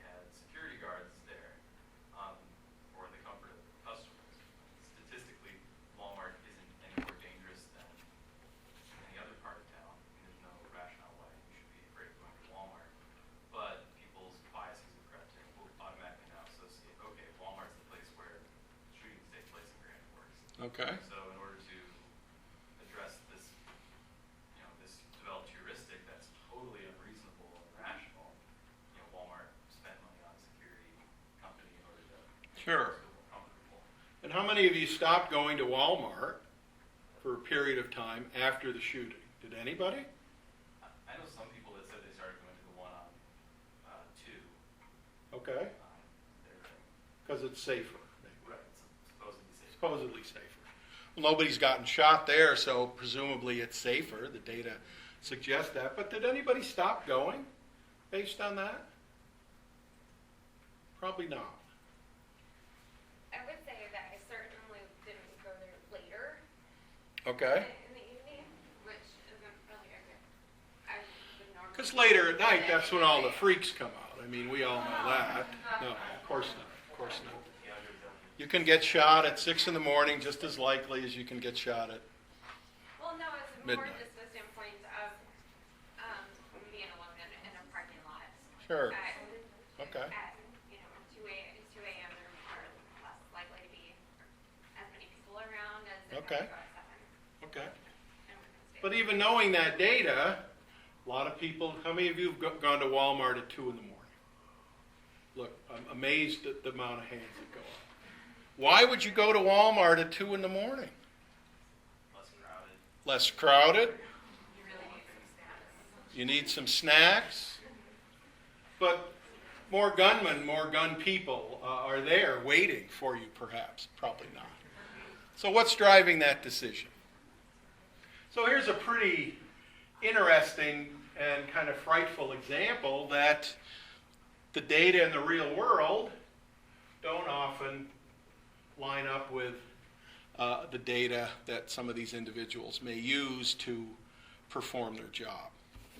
Let's take a different example, and then this will kind of segue into the break. What I want you to do is just look over these names. You might want to say them to yourself. I don't want you to write them down. Don't worry about writing them down. Just take a look at them, maybe read them a few times to yourself.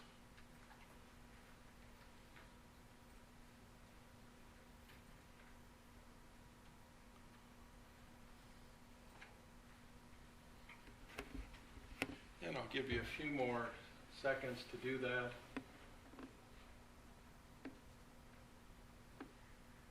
Everybody read through them once. Who wants to read through them again? Anybody? It's up to you. Everybody read them at least once? Okay. Take a break, and we will come back to that little example. 5-minute break. It's time for one anyway.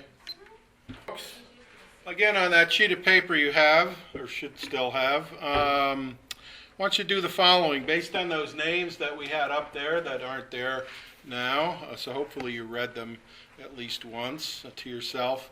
Estimate the number of first names that began with J, C, and B. Can they tell so many names that were told? I can't do that. I mean, I can, but I won't do that. So try to estimate the number of first names that began with J, C, and B. You can just put a little number, or if you want to, if you remember the names, you can write those out too. I'll give you a minute to do that.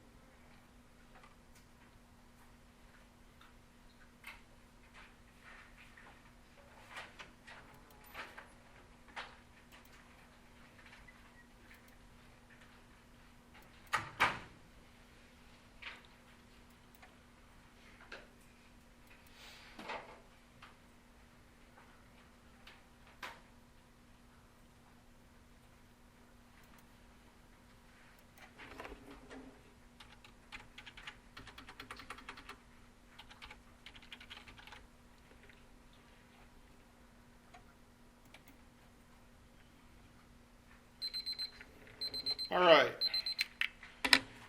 First off, how many?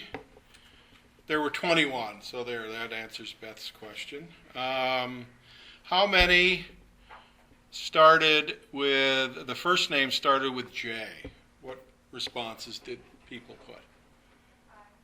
5? 5? 6. Any other responses for first names that began with J? 3. Okay. First names that began with C, how many?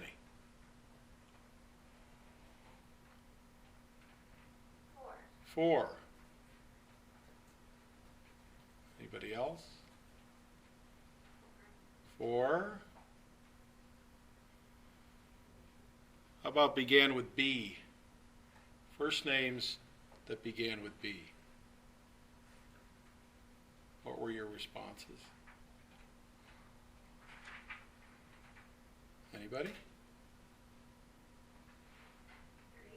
3. 4. Good. Anybody else? Let's take a look and see. In fact, they were all the same. There were 7 that began with J, 7 that began with B, 7 that began with C. Now, if you look back to the J words and compare them to the other to B and C words, how many of you got most of your answers that began with J?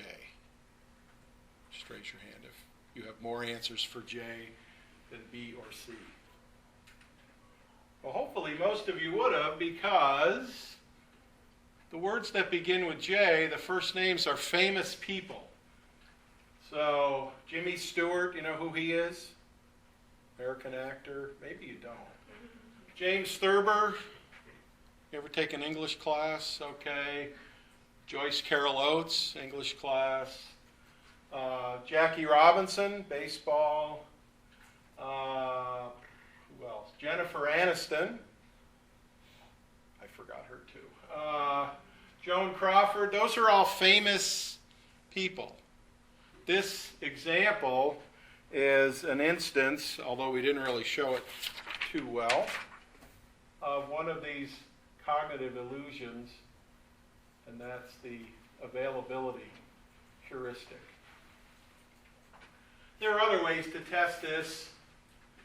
Which word is more frequent? Whiskey suicide, drama dirt, pajama beef? Anybody? In fact, all of these words in the couplets are of the same frequency. Now, you may be more experienced with one or the other, one or the other, one or the other, but these are examples of this availability heuristic. We rely on shortcuts, guesses, heuristics, and what we do, how we solve problems and make decisions, is what we think is most apparent to us. So going back to this exercise,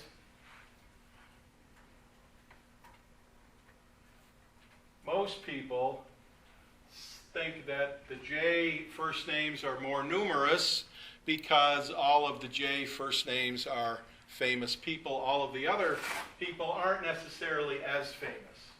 There are a couple famous people in there, but the other ones aren't as famous. So we apply what we call the availability heuristic. Now, how might the availability heuristic get us in trouble? Because doing these little exercises, I mean, there's no risk of you deciding which word is a higher frequency. I mean, that's not really too risky to you. But when could the availability heuristic be problematic for your decision-making abilities? I guess I think about if there's been a recent terrorist attack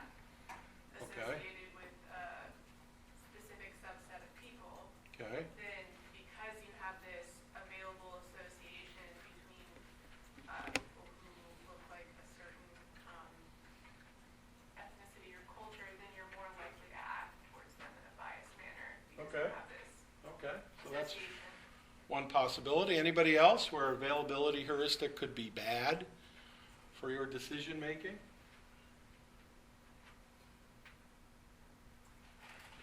Again, these kind of relate to your biases, so what you kind of bring to the table, as it were.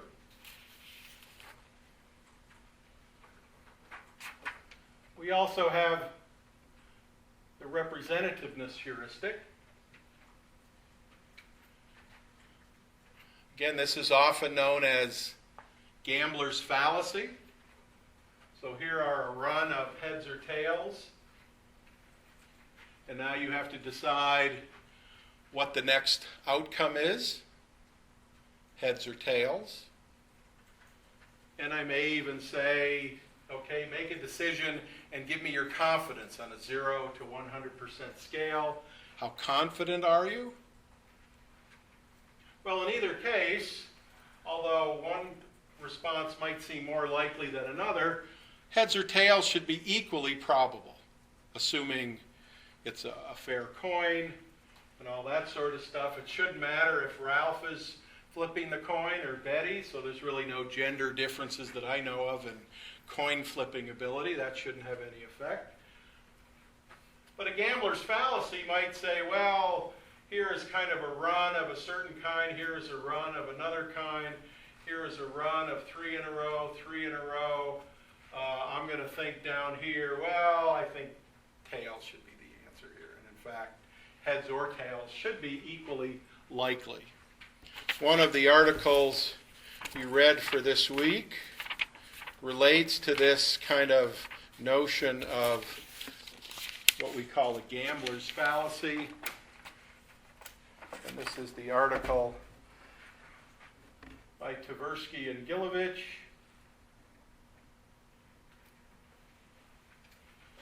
And we see this not only in basketball, I mean, you could see it in any kind of activity, but do basketball players, hockey players, football players, whatever, tend to shoot in streaks?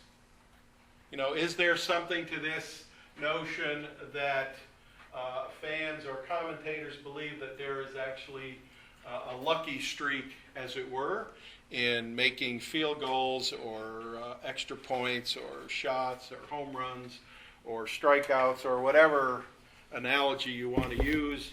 And in fact, there isn't.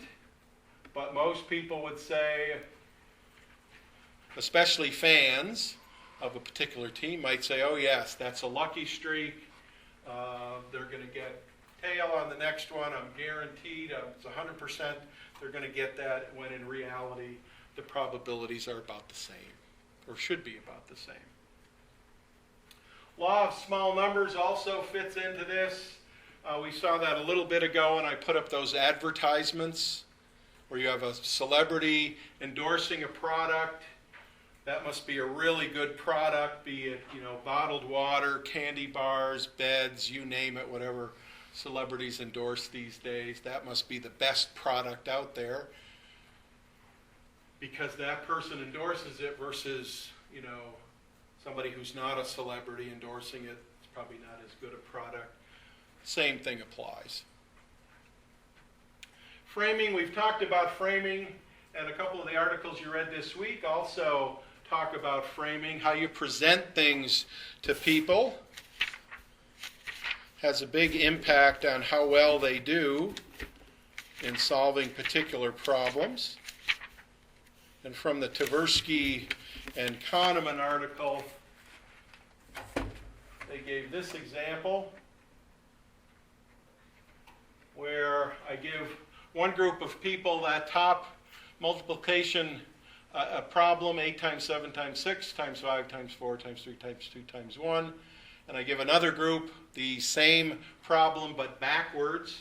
And I now ask them estimate, no calculators, no computers, just brain power, estimate what the answer is. In the top one, the mean estimate is 512, which is horribly wrong. I mean, the correct answer is actually 40,320. But when you give it to them in a descending sequence, 1, 2, 3, 4, 5, you get a little bit higher number, so they're closer, but they're still horribly far away. Why might you think that in this simplistic example that that would have such a big difference, A, on what the estimates were, and B, on why they're so far away from reality? And these are people who know mathematics, I mean up to the multiplication tables. Why do you think you'd get such an effect by simply reversing the order?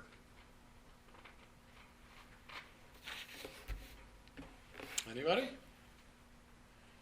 And what could be a real-world example of where order has an effect on decision-making?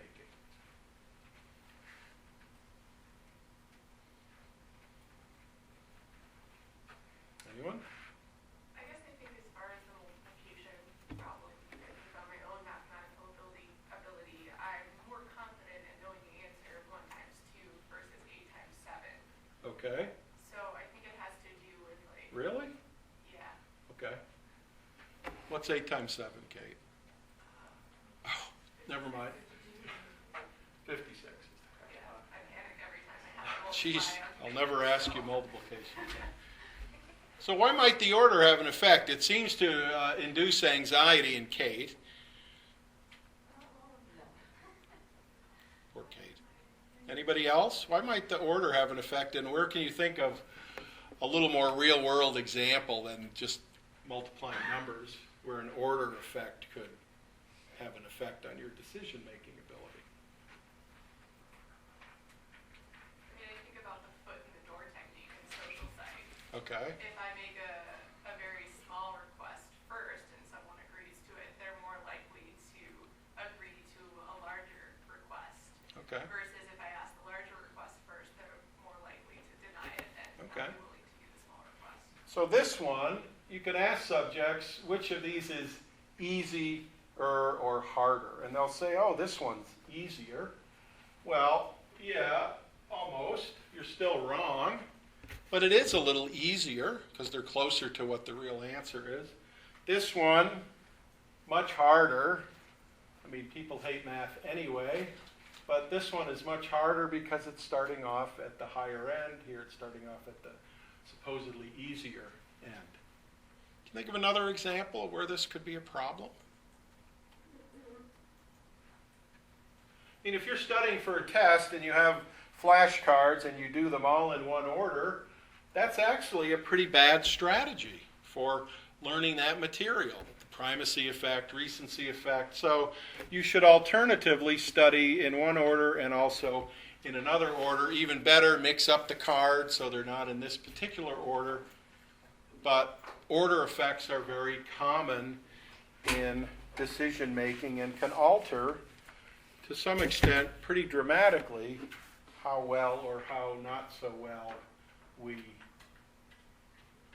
answer questions or make decisions. Those are known as framing effects. Here's another example. You can go to gas station A, gas is $3 a gallon, 5-cent discount for cash.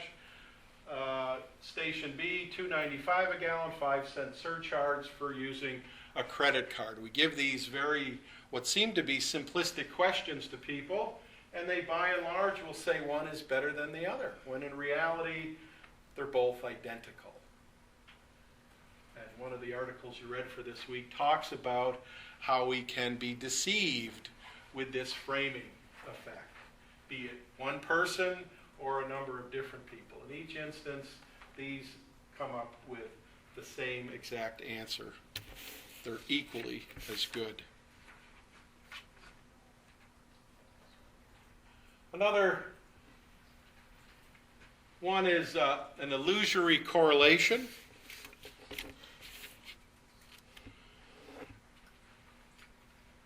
So we see things that really aren't there. I don't know how many of you in the morning look at your astrology tables, not astronomy, very different topic, but look at your astrology tables and see, oh, here's what's going to happen to me today, and then you go out into the day, and lo and behold, all of those things happen to you. Or you look at your astrology table at night and see what happened to you during the day, and lo and behold, everything correlated with what was in my astrology table. There's really no correlation there whatsoever. We see things in patterns that aren't really there. Or if we only examine a certain amount of data,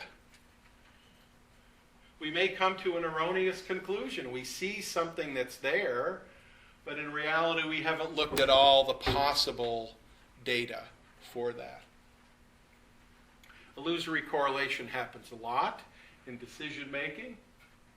So too does hindsight bias. Hindsight bias, we say, is 20/20. So when we look back on a problem or a decision that we've solved or made, we often think, well, if I had only known that, I would have made a better decision, or would have solved the problem more quickly. So hindsight bias, consistently exaggerate what could have been anticipated in foresight when looking back on an event. And we always do that.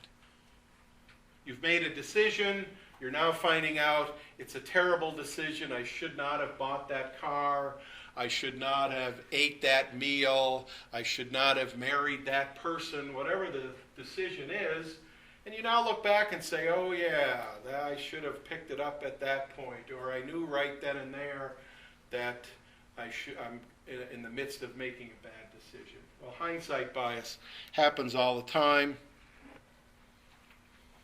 We can see examples of this. Here's some data from a study looking at juror judgments.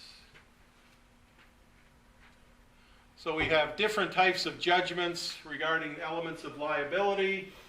So the defendant was reckless, risk was foreseeable, the defendant was liable, defendant disregarded grave risk, the defendant was malicious. We look at the foresight condition and now the hindsight condition, and we can see very much more clearly here where definitely is no, 1 is definitely no, 10 is definitely yes. We see a significant difference in juror judgments compared to the foresight condition and the hindsight condition. Hindsight condition, we seem to narrow our focus. We seem to be able to make a better decision. In this case, a juror judgment of definitely yes versus definitely no. So we get a significant difference across those two specific conditions.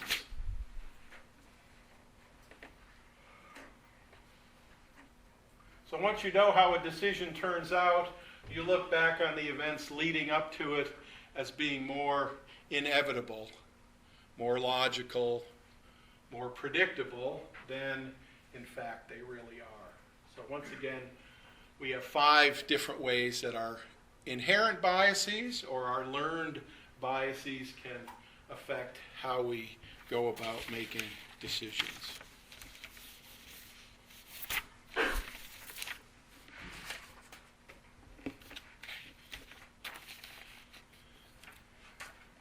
And finally, we can see this in different kinds of problems. So here are some typical IQ test type problems. So if you follow along, A is to B as C is to 1, 2, 3, or 4. How do you make that decision? What's the correct answer?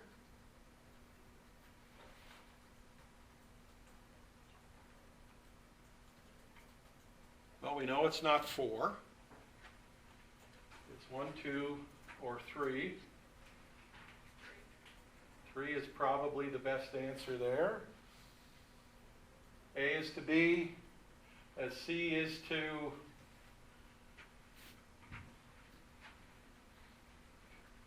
3 again is the best answer. And we can exaggerate this to the real world. Of these figures, who is the boss and who is the worker? And now how do you make that type of decision? What goes into your decision making? In the top instance, he's the boss.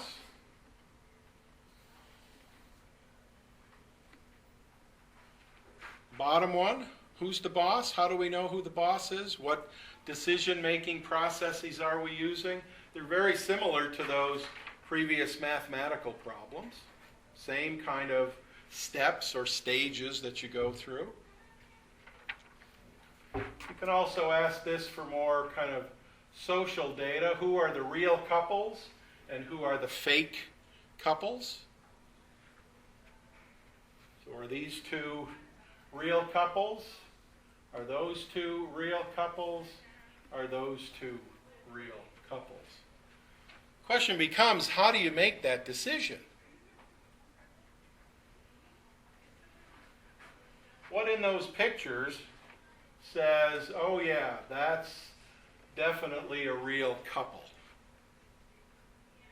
Or no, there's no way that that's a real couple. Regardless of the problem type or the decision, the underlying components are similar.